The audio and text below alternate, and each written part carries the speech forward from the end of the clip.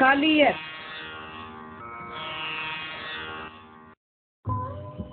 சென்னையில் திருவொற்றியூரில் சக்கரப்பாடி தெருவிலே வணிகர் குலத்தில் தோன்றிய செல்வந்தர், சிறந்த சிவபக்தர், ஒற்றியூர் இறைவன் படம்பக்கநாதரின் திருக்கோயிலில் இரவும் பகலும் உள்ளும் புறமும் ஆயிரக்கணக்கான விளக்குகளை ஏற்றி திருத்தொண்டு செய்து மகிழ்ந்தார்.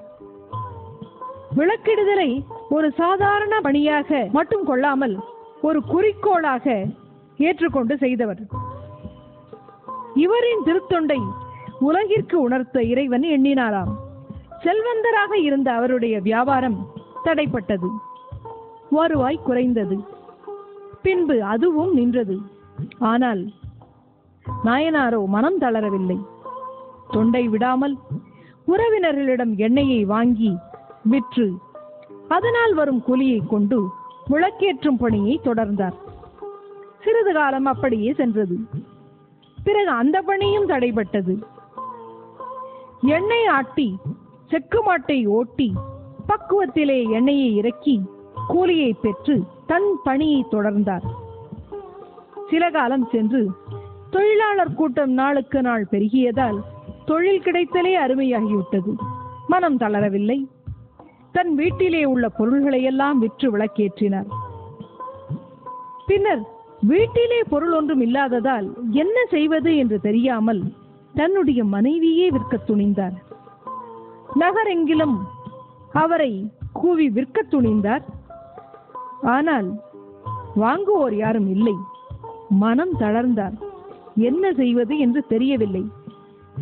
ஆனால் தன்னுடைய குறிக்கோளை விட அவர் மனம் இல்லை. திருக்கோயிலை அடைந்தார். திருவிளக்கேற்றாமல் உயிர் வாழ விரும்பவில்லை. விளக்கிடும் தொண்டு இல்லை என்றால் இந்த அடியேன் இல்லை என்று துணிந்தார். அகல்களை வரிசையாக அமைத்தார். உறுதியுடன் திரியிட்டார். எண்ணெய்க்கு என்ன செய்வது? என்ன செய்தார் தெரியுமா? தன்னுடைய இரத்தத்தை நிரப்ப வாள் கொண்டு கழுத்தை அறிந்தார்.